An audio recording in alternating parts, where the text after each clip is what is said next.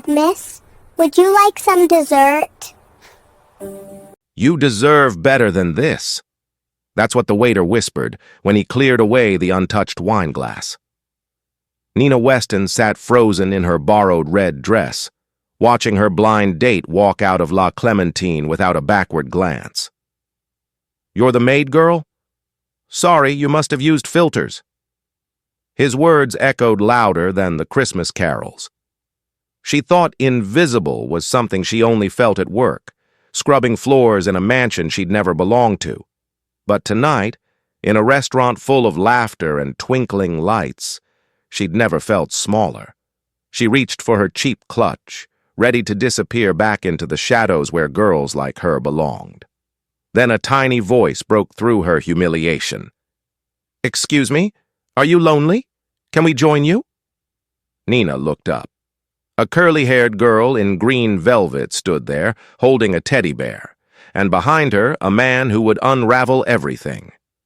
"Welcome to Life in Stories. Sit back, relax, and get ready for a journey full of drama, romance, and unexpected twists. Don't forget to hit subscribe and comment below to tell us where you're watching from, your city, country, or corner of the world. Let's dive in." Nina Weston had learned early in life that hope was a luxury girls like her couldn't afford. Yet here she sat in La Clementine, the most elegant restaurant in the city, wearing a borrowed red dress and trembling hands wrapped around a glass of water she'd ordered 40 minutes ago.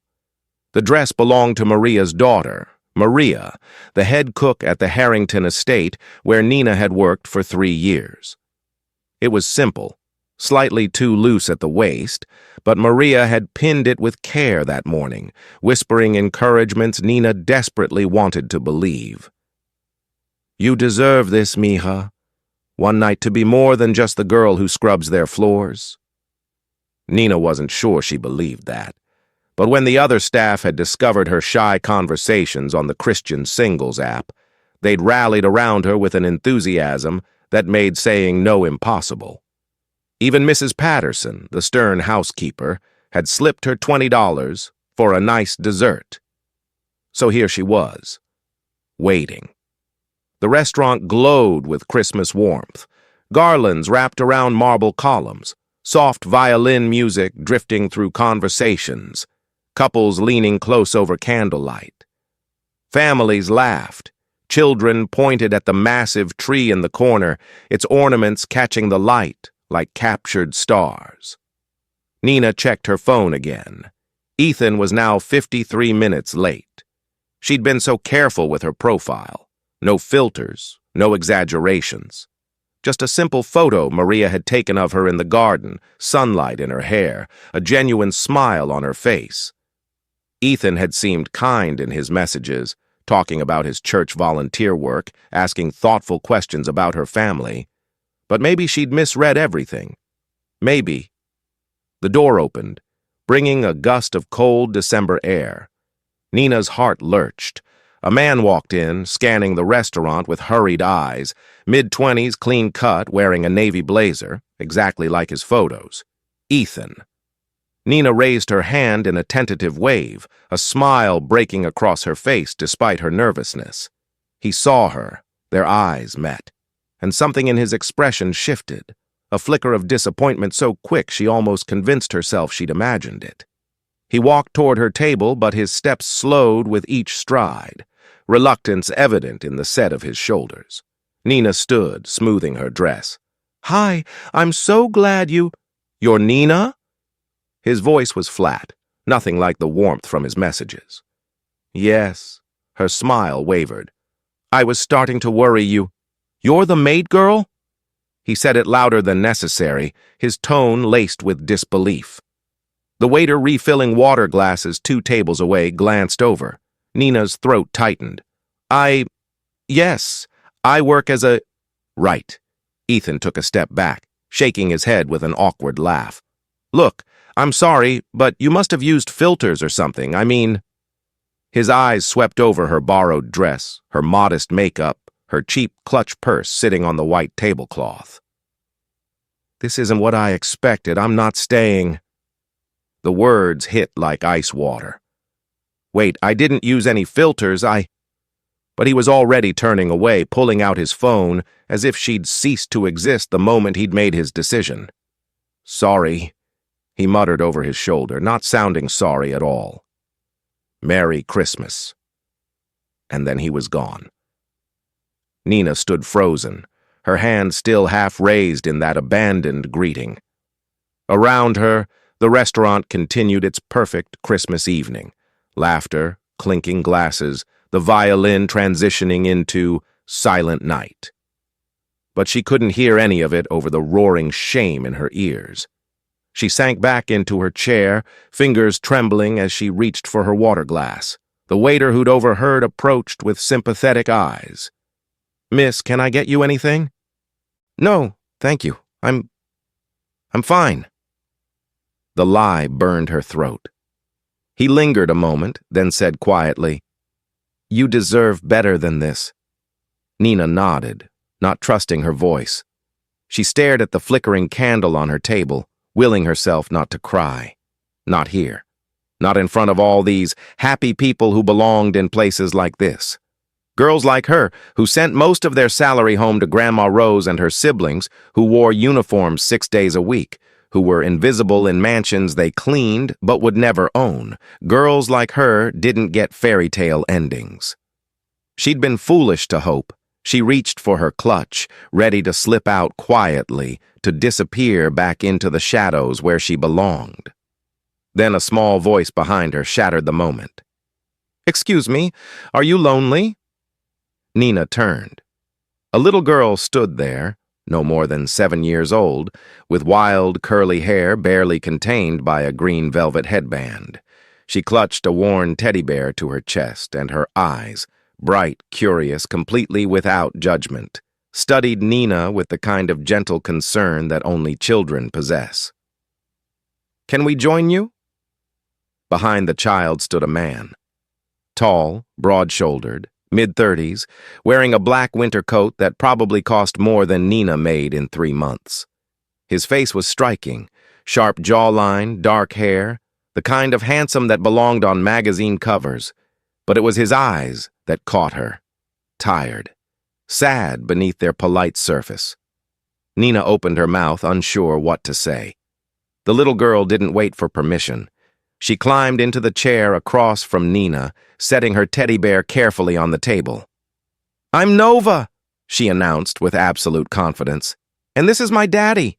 You look like you need dessert." Despite everything, the humiliation, the tears threatening to spill, the weight of feeling unwanted, Nina laughed, a small, broken sound, but genuine. The man stepped forward, his expression apologetic. "I'm sorry if she's bothering you. My daughter has a habit of rescuing people." His voice was deep, gentle. Nothing like Ethan's dismissive tone. Nova grabbed her father's hand, then reached across the table to touch Nina's sleeve. "Daddy, she's pretty. And she's sad. That means she needs us." The man, this stranger in expensive clothes with kind, grieving eyes, looked at his daughter, then at Nina. A flicker of something crossed his face. Recognition of pain, perhaps. The understanding of one lonely heart recognizing another. He sighed softly, but a smile tugged at his lips. "Well," he said, meeting Nina's gaze with unexpected warmth, "if you don't mind the company." Nina looked at Nova's hopeful face, at the teddy bear sitting between them like a peace offering, at this man who clearly couldn't say no to his daughter's compassion. And for the first time that terrible evening, she felt something other than shame. She felt seen. "I'd like that," Nina whispered. Nova beamed. "Daddy?" She said yes. "Can we get hot chocolate now?"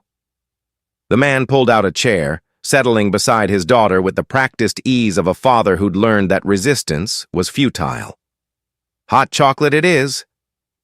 And just like that, Nina's worst night began transforming into something she couldn't yet name, something warm and unexpected, arriving on the heels of heartbreak like grace she hadn't known to pray for. The hot chocolate arrived in delicate porcelain cups topped with whipped cream and shaved chocolate. Nova's eyes widened like she'd been presented with treasure. "Look, Daddy, they put tiny marshmallows in the shape of snowflakes." Chasten smiled, a practiced expression that didn't quite reach his eyes. They did. Very fancy. "What's your favorite Christmas song?" Nova turned to Nina with the intensity only a 7-year-old could muster for such questions. "Mine is Joy to the World because it sounds happy and loud." Nina wrapped her hands around the warm cup, grateful for something to hold. "I like Oh, Holy Night. My grandmother used to sing it while baking." "Does she still bake?" Nova's teddy bear now sat in the chair beside her, included in the conversation.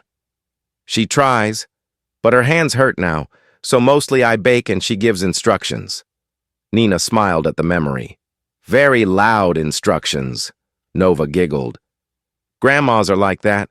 Daddy's mom tells him he works too much and needs to eat more vegetables." "Your grandmother is correct on both counts," Chaston said dryly, and Nina caught a glimpse of humor beneath his reserved demeanor. "What's your favorite dessert?" Nova pressed on, barely pausing for breath. "Mine is chocolate cake, but Daddy says I can't have it every day, even though I think that's a silly rule." "It's a health rule, Princess." "Still silly?" Nova turned back to Nina expectantly. "Gizzada," Nina said without thinking. "It's a Jamaican pinch-me-down. My mom used to make it for Christmas morning." She caught herself too late. That detail, too personal, too revealing. She'd wanted tonight to be anonymous, to exist outside the boundaries of her real life. But Nova just leaned forward with interest. "Can you make it?" Yes. "Will you teach me?" The question was so innocent, so impossible. Nina glanced at Chasten, expecting him to redirect his daughter, to explain why that wouldn't be appropriate. Instead, he was watching her with quiet curiosity, as if trying to solve a puzzle he'd only just noticed. "Maybe someday," Nina said carefully. A waiter appeared with menus. "For the young lady and her parents?" Nina's cheeks flushed. "Oh, we're not... Just desserts, please," Chasten interjected smoothly, though Nina noticed the slight tightening around his eyes. "What would you recommend?"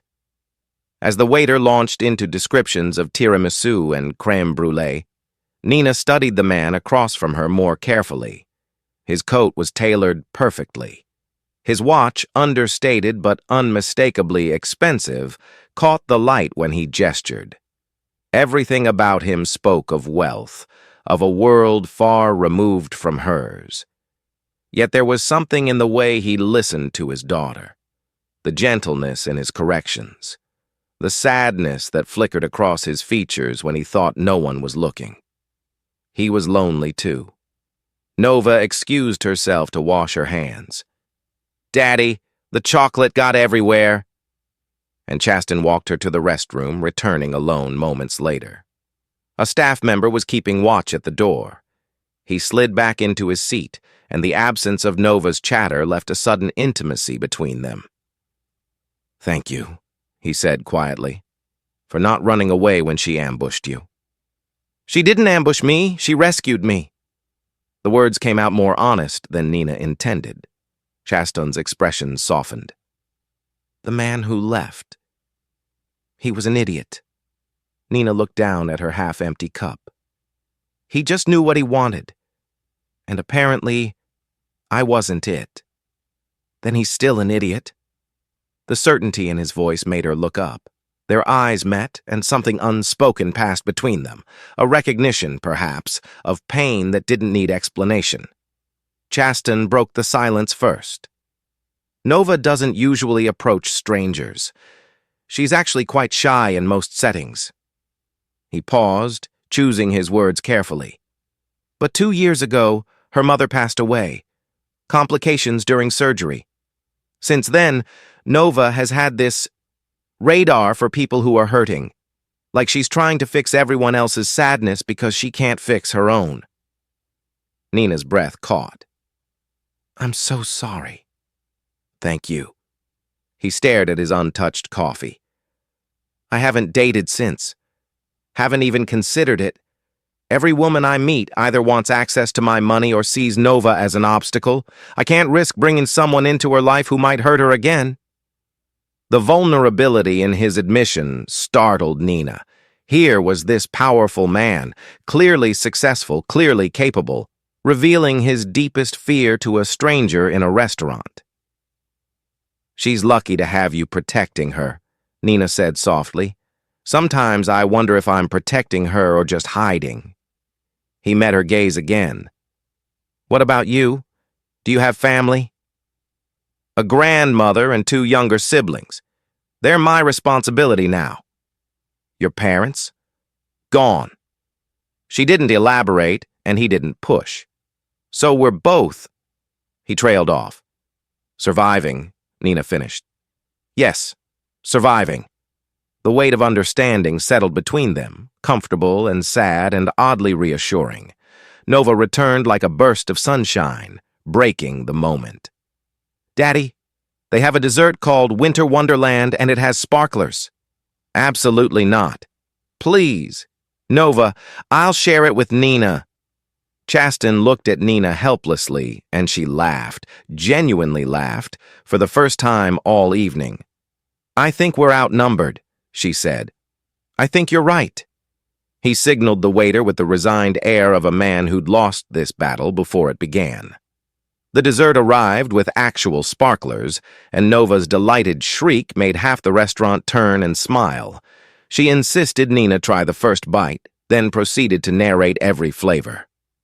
"The raspberry is tart, but the cream is sweet, so they balance, and Daddy, why don't you ever order fun desserts like this?"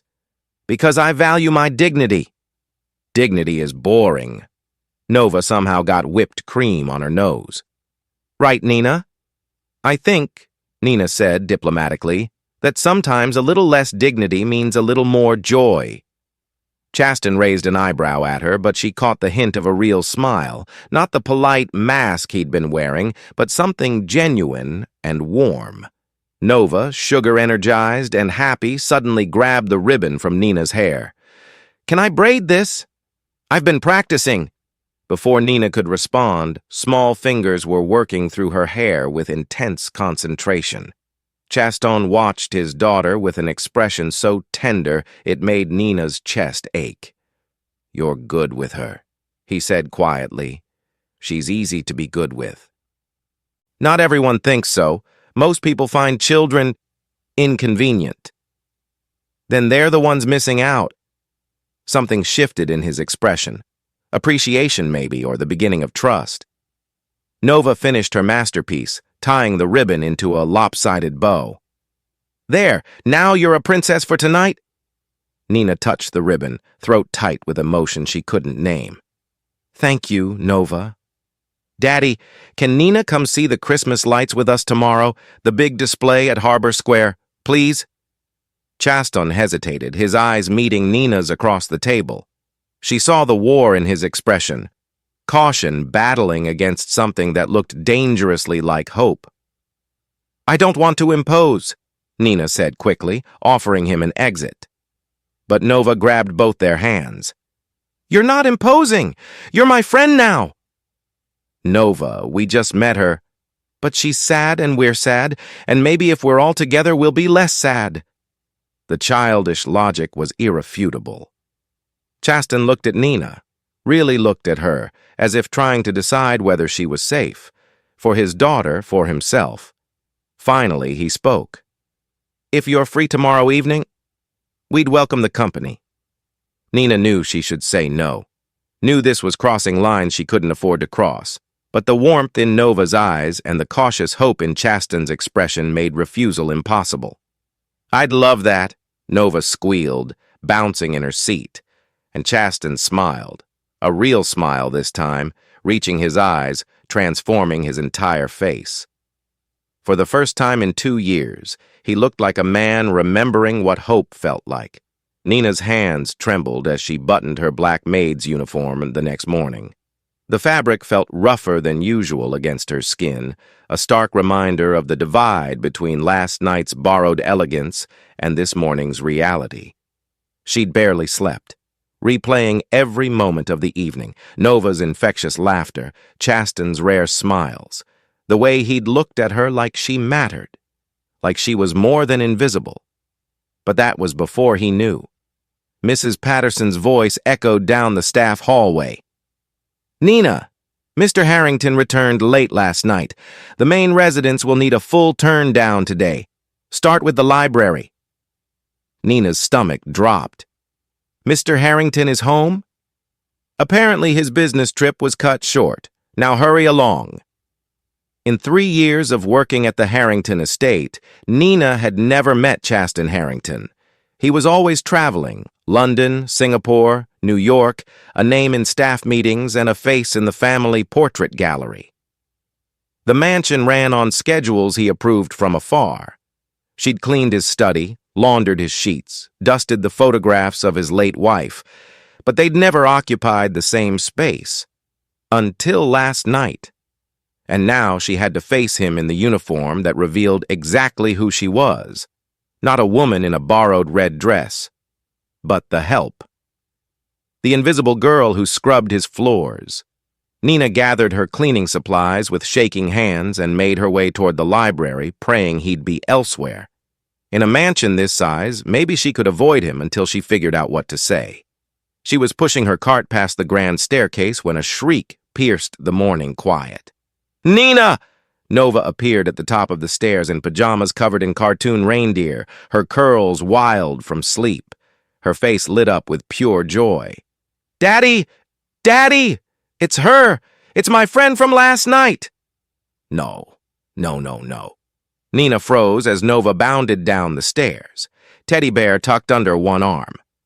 "You came! Daddy said maybe you wouldn't, but you're here!" Nova grabbed Nina's hand, bouncing with excitement. "Are we still going to see the Christmas lights tonight?" Footsteps sounded from the second-floor hallway. Chasten appeared, coffee mug in hand, wearing casual weekend clothes that somehow made him look even more handsome than the formal coat from last night. His hair was slightly mussed, his expression still soft with morning calm. Then he saw Nina. His eyes widened. The coffee mug paused halfway to his lips. She watched his gaze travel from her face to the black uniform, to the cleaning cart beside her, to the dust cloth in her trembling hand. Understanding crashed across his features like a wave. "You're—" he started, then stopped. "I'm the maid," Nina finished, voice barely above a whisper. "I work here. I have for 3 years. Nova looked between them, confused. "You know each other already?" "We met last night, Princess," Chasten said slowly, not taking his eyes off Nina. "At the restaurant." "But you said you didn't know her." "I didn't. Not really." He descended the stairs carefully, and Nina felt the weight of his scrutiny. "You didn't mention you worked here." "I didn't want you to know." The admission came out more honest than she'd intended. Heat flooded her cheeks. "I just wanted one night where I wasn't defined by—" She gestured helplessly at her uniform. The silence stretched too long. "I should go," Nina said quickly. "I'm sorry for the confusion, Mr. Harrington. It won't happen again. I'll tell Nova that—" "Wait." His voice was gentle, stopping her retreat. He set down his coffee mug on the banister, then crouched to Nova's level. "Princess, can you give us a moment?" "But, please!" Nova pouted but trudged toward the kitchen, casting worried glances over her shoulder. Once she was gone, Chasten straightened, running a hand through his hair. "You thought I'd be angry." It wasn't a question. "I thought you'd fire me," Nina admitted, "for not being honest." "About what? Having a life outside of work?" He shook his head, something like frustration crossing his features. "Nina, you don't owe me an explanation for existing beyond these walls. But I should have told you why, so I could treat you differently? See you as staff instead of—" He trailed off, seeming to catch himself. "Instead of what?" He met her eyes, and the intensity there stole her breath. Instead of someone who made my daughter laugh for the first time in months, someone who understood grief without needing it explained, someone who was kind when she had every reason not to be. Nina's throat tightened. You were rejected and humiliated, Chaston continued quietly, and yet you still welcomed Nova's intrusion, still had patience for her questions, still made her feel important. He paused. That says more about who you are than any uniform ever could. Mr. Harrington, it's Chaston. Please. He glanced toward the kitchen, where Nova was undoubtedly eavesdropping. Look, I understand if last night was just a moment. If you'd rather keep things professional. Is that what you want? The question hung between them.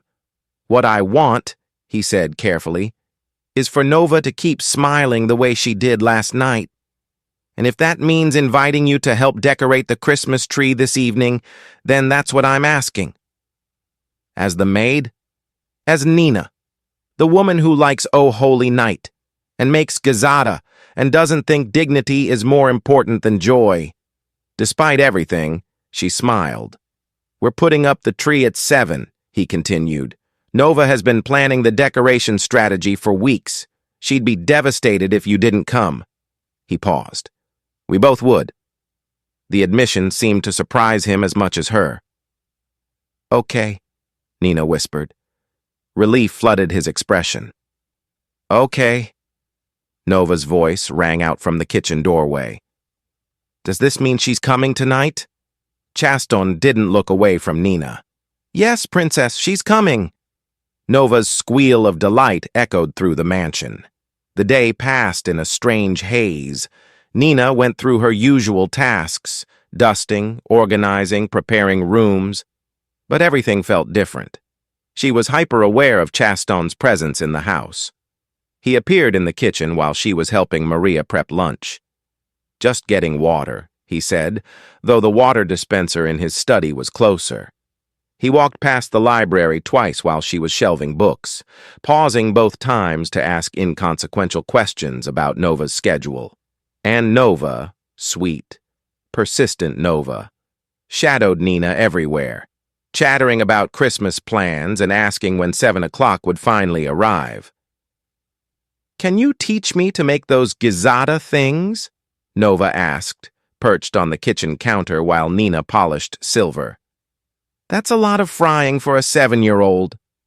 But you could help, and Daddy could supervise. He's very good at supervising and not actually cooking. Maria laughed from across the kitchen. The child knows her father. When Nina glanced up, she found Chaston leaning in the doorway, that almost smile playing at his lips. I'm an excellent supervisor, he said. You burned toast last week, Nova countered. I was distracted. By your phone, because you're always working. He had no defense for that. Maybe, Nina said carefully. We could make them tomorrow, if that's okay with your father. Nova whipped toward Chaston with pleading eyes. How can I say no to educational cooking, he said, but his eyes were on Nina, warm and grateful. 7 o'clock arrived with the scent of pine and cinnamon. The Christmas tree stood in the main parlor, 12 feet of fresh Douglas fir waiting to be transformed. Boxes of ornaments surrounded it like treasure chests. Nina arrived in simple jeans and a cream sweater, her hair pulled back in a practical ponytail. She felt awkward entering the family space in casual clothes, neither staff nor guest, but something undefined. Chaston looked up from untangling lights, and his smile was immediate. You came. I promised. Nova launched herself at Nina, grabbing her hand. You have to see the angel. She's been in our family for 3 generations, and she has real gold in her wings. For the next 2 hours, the 3 of them decorated.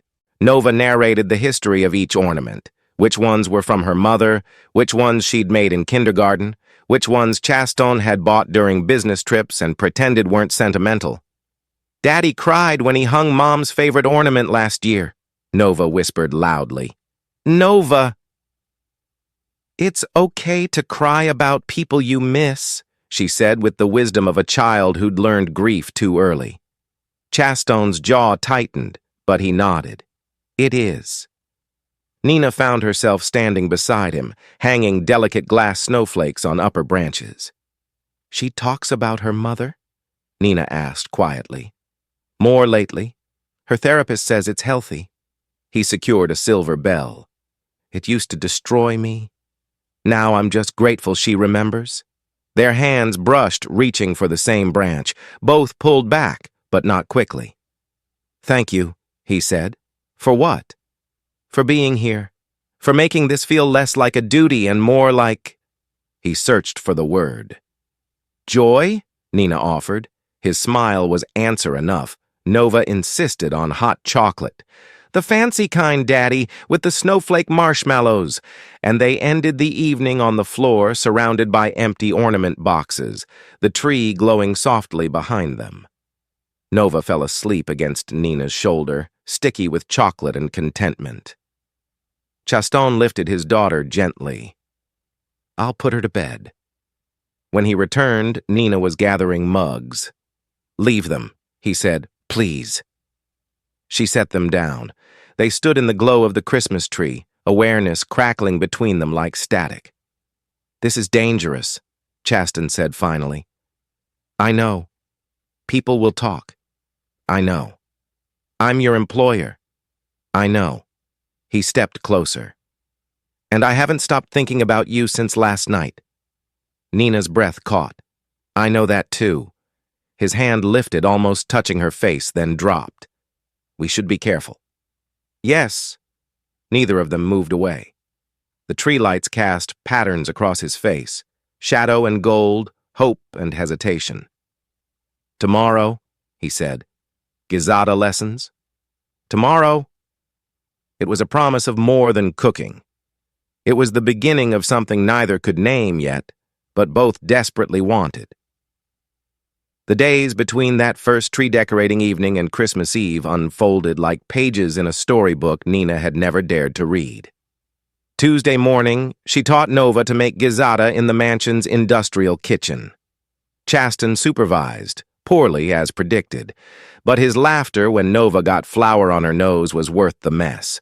He tried one of the crisp, buttery, short-crust pastry shells and closed his eyes with appreciation. Your mother taught you this? He asked. Every Christmas morning. Nina dusted powdered sugar over a fresh batch. She said it was how her mother welcomed Christmas in Jamaica, a tradition of sweetness to start the celebration. It's perfect, he said, and the way he looked at her suggested he wasn't just talking about the food.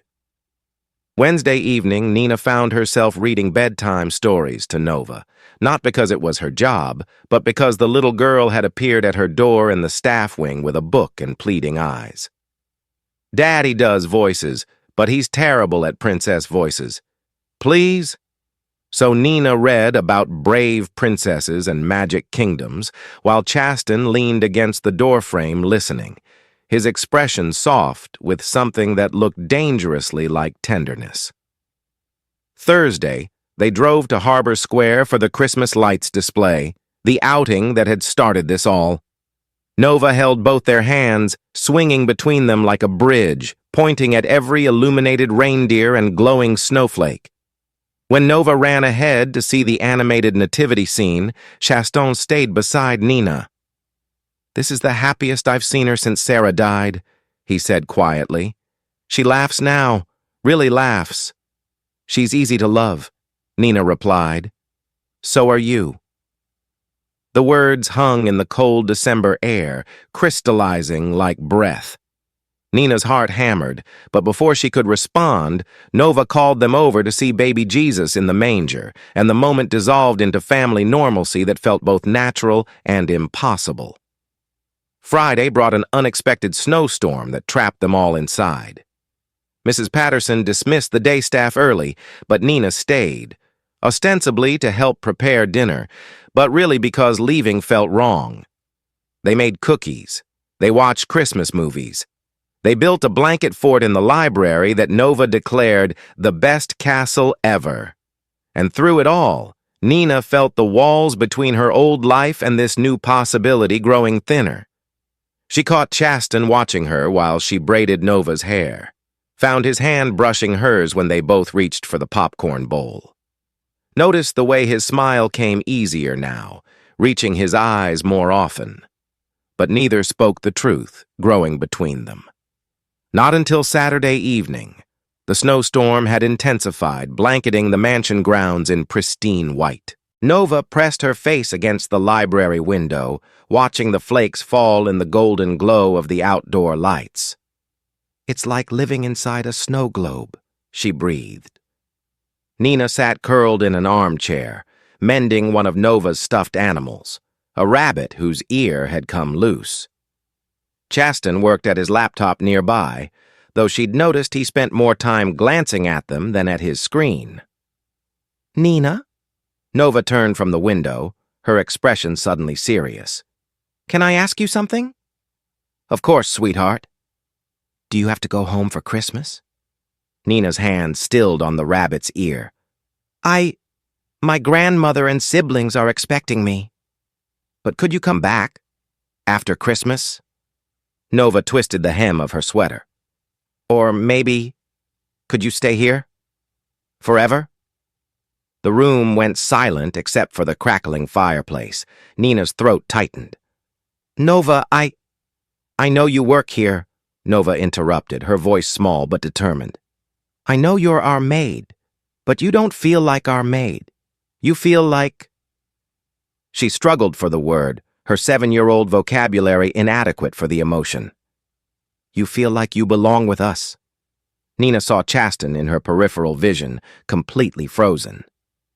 "Sweetheart, it's more complicated than—" "Why?" Nova's eyes glistened. "Why is it complicated? Daddy's always saying life is complicated, but this seems simple. You make us happy. We make you happy. Why can't you just stay?"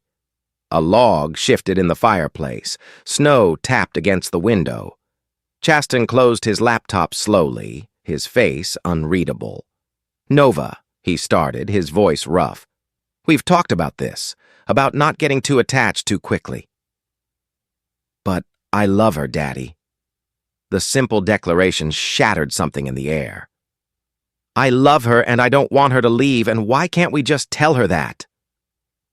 Nina's vision blurred with tears she couldn't allow to fall. Chasten stood, running both hands through his hair. A gesture she'd learned meant he was wrestling with something difficult. He crossed to the window where Nova stood, kneeling to her level. "Princess, what we want and what's appropriate aren't always the same thing." "Why not?" "Because Nina has her own life, her own family, her own dreams. We can't just ask her to set those aside because we—" He stopped, the words catching.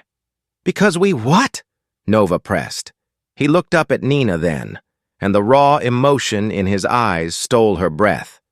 "Because we need her," he finished quietly.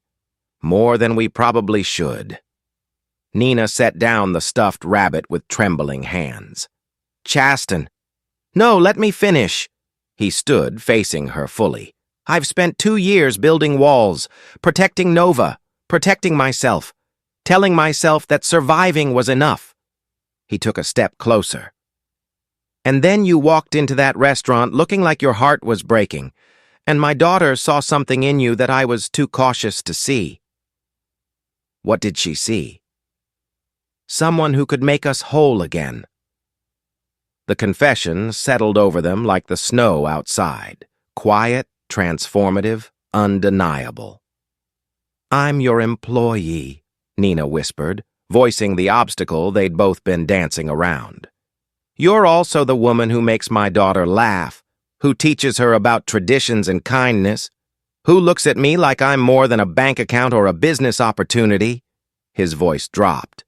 "Who makes me remember what hope feels like." Nova grabbed both their hands, squeezing tight. "So can she stay?" Chasten's eyes never left Nina's face. "I don't want to confuse you. I don't want to pressure you. But last night, watching you read to Nova, I realized something. He paused, gathering courage. You make us feel whole again, both of us. Nina's tears spilled over. I was genuinely happy.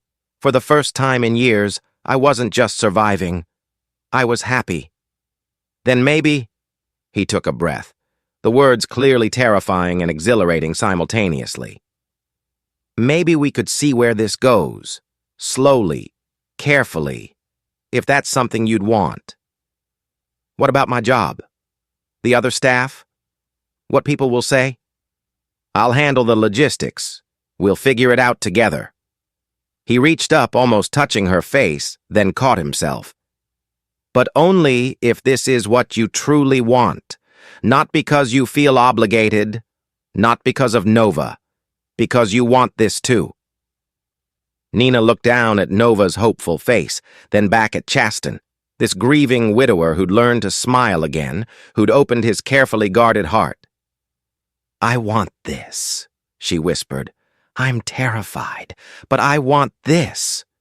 Nova's squeal could have shattered glass. That means yes, Daddy. She said yes. Chasten laughed, a real full laugh that transformed his entire face. I heard her, Princess. Can we have hot chocolate to celebrate? Absolutely. Nova sprinted toward the kitchen, leaving them alone in the firelight. Chasten finally closed the distance between them, his hand cupping her cheek with infinite gentleness. We'll take this slow. One day at a time. No pressure. No expectations beyond honesty and patience. Nina leaned into his touch.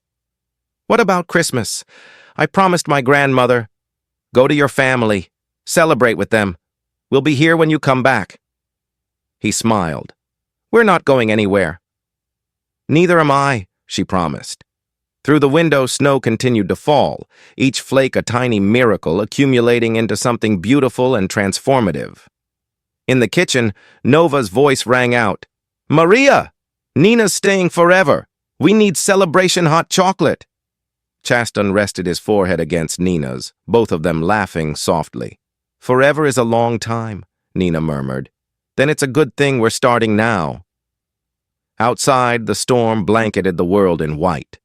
Inside, 3 hearts, each broken in different ways, began the slow, miraculous work of healing together. Christmas lights twinkled on the tree Nova had helped decorate. The fire crackled warmth into the room. And for the first time since Sarah's death, the mansion felt less like a monument to grief and more like a home. Nova returned with 3 mugs balanced carefully on a tray.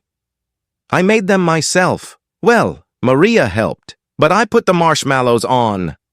They settled on the floor in front of the fireplace, Nina, Chasten, and Nova, marshmallows melting into chocolate, snow falling outside, future uncertain but hopeful. Merry Christmas, Nova whispered, snuggled between them. Merry Christmas, Princess, Chasten replied, his arm around his daughter, his eyes on Nina. And Nina, who'd started this season humiliated and heartbroken, now found herself exactly where she belonged. Merry Christmas, she echoed. The miracle wasn't the snow, or the lights, or even the second chance at love. The miracle was this: 3 broken pieces finding their way into a whole, a family. Thank you for watching Life in Stories. We hope you enjoyed the journey. Don't forget to subscribe so you never miss a story, and leave a comment sharing your favorite moment or where you're watching from.